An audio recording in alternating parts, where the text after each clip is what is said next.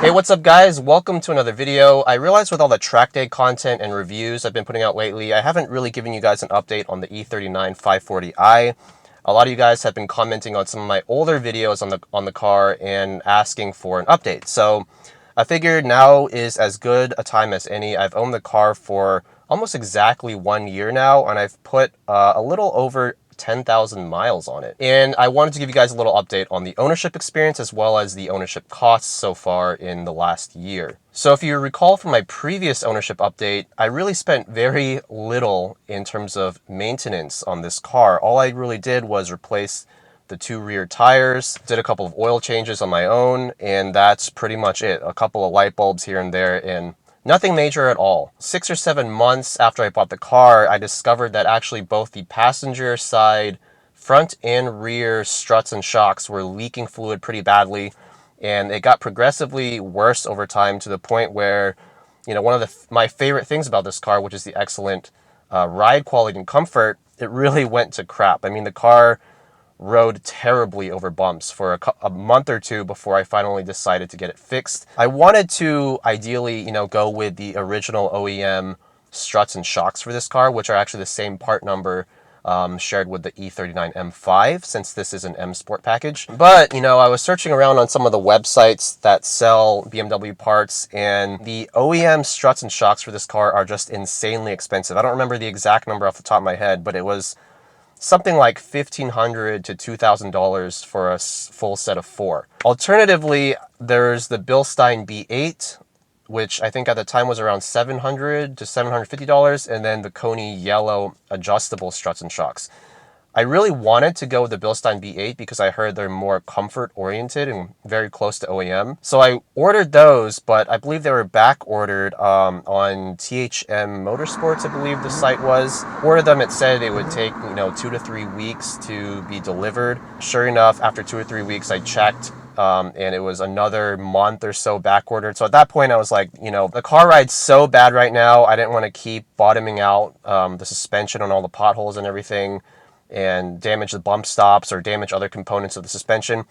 So I canceled that order and I went with the Koni yellow adjustable shocks. And with this car, besides basic oil changes, I really don't do any of my own maintenance, just because, I have the S2000 and NSX, which I'm constantly working on, and I just don't have the time or the energy to be wrenching on this car as well. So I took it to one of my local mechanics. Shout out to Tin at Precise Auto Care in Santa Clara, kind of a general purpose maintenance shop.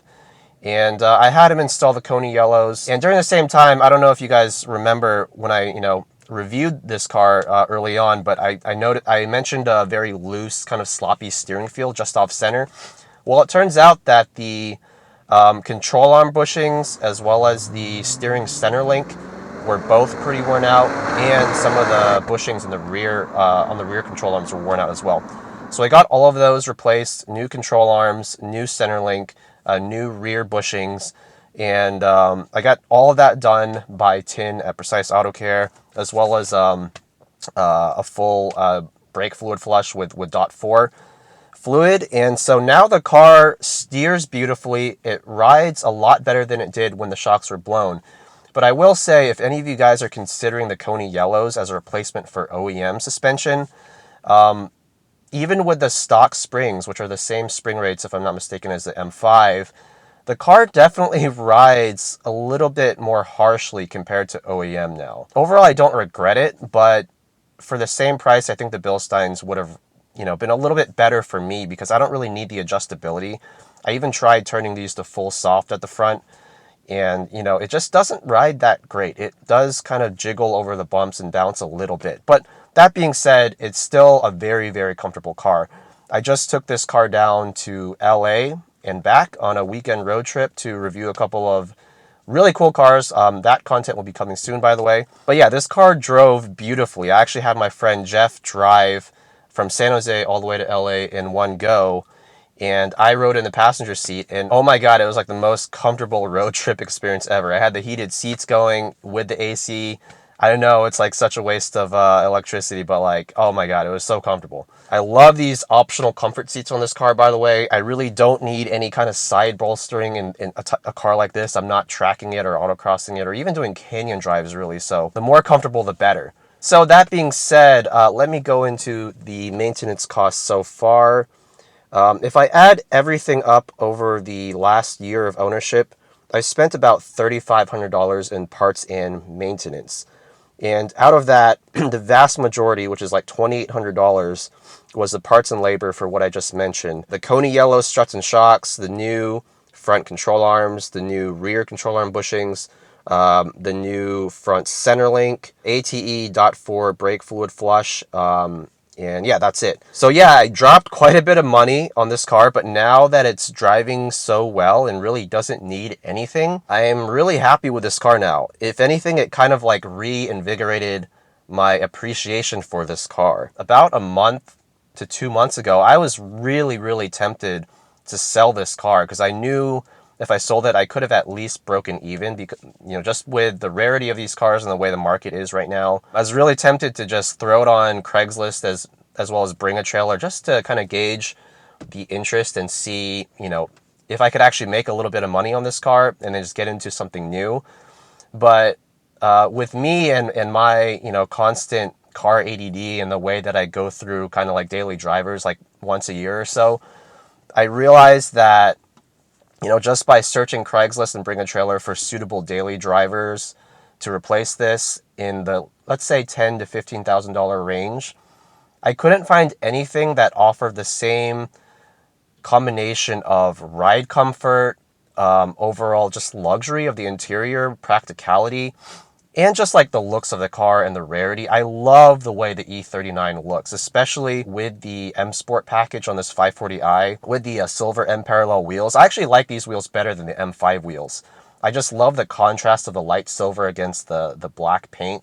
Just looks amazing to me. And it's one of those cars that even though it's just like a normal sedan, every time I park it, I always look back and do a couple of double takes just to appreciate it. It's just such an understated but like elegant design. And it's a 15-year-old car, really a 20-year-old design, but it still looks great today, and I think it'll keep looking good for the next few decades. So that being said, some of the cars that I kind of considered as a replacement for this, of course, my requirement is it has to be, it has to have a decent back seat. It has to be able to lug a decent amount of stuff in the trunk.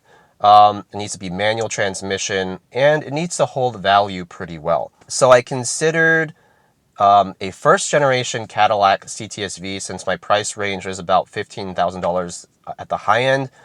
And while that car would have undoubtedly given me an amazing driving experience with a 400 horsepower LS, the Tremec T56 transmission, and the LSD that comes from the factory, at the end of the day, that car looks ugly as sin, at least to me. I love the second gen and the third gen CTS-V, but the first gen just never did it for me. And even some of the pictures of the interior, you can tell the quality is not nearly at the level that the E39 is at. And I thought about it, and like, I need to prioritize overall comfort and daily drivability over driving dynamics. Even though I think the CTS-V would have been more enjoyable in that regard, the comfort and luxury aspect would have been a couple of notches below the E39. I also considered some hatchbacks. So, there's the Mazda Speed 3. There's even cars like, the Focus ST that have come down quite a lot in price. Now you can find them for less than $15,000. At the end of the day, those cars didn't really do it for me either. I think they would have been a little bit more boy racer, I want to say. I'm not trying to offend anyone with that comment because, I am very much a boy racer, by the way, with my S2000 and NSX. Those cars were just, I don't know, they didn't really have the look that I was looking for. They didn't really have the understated design. A little bit too aggressive for my taste as far as daily drivers go. Also, I did test drive an E39 M5, I believe it was a 2002. And when I drove that car, I was really actually very tempted to sell this and put another $3,000 to $5,000 to purchase an M5. But the particular one I was looking at had like 135,000 miles. And yeah, it drove great. The steering was great. The shifter was great. The engine, 400 horsepower V8, fantastic. And it fixes a lot of the driving dynamics issues that I have with this car, like the very sluggish throttle response, way better in the E39 M5. At the same time, I figured if I'm going to do that, then I'm still prioritizing driving dynamics over comfort. And if anything, that car would have been even more expensive to maintain. So I figured there's no good reason to do that. I should just keep driving this until I find something else that's suitable. And over the past few months, I just haven't been able to find that car that ticks all those check boxes like the way that this one does. And so now that I'm at the 1 year mark and over 10,000 miles on this thing, I'm still going to keep driving this thing. I love the comfort. I love the styling, as I mentioned before, the practicality.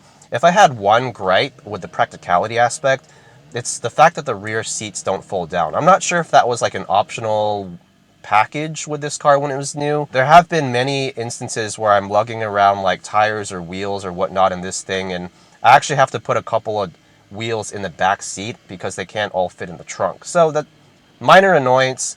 That's kind of why I wanted a hatchback or a wagon. If BMW made a manual version of the 540i in wagon body style, that would literally be like the perfect car for me. If you guys have any suggestions on what cars would be a good replacement for this, let me know, because I've been searching for a few months and I haven't found anything, like I said, that ticks all the boxes. So to give you guys an idea of my total cost of ownership at the 1 year mark so far, including all the basic maintenance, oil changes, and all the parts and labor, I'm actually not even at $12,000 yet. The car has almost 124,000 miles on it, and it's still running beautifully. Like I said, I took care of all the suspension and steering issues.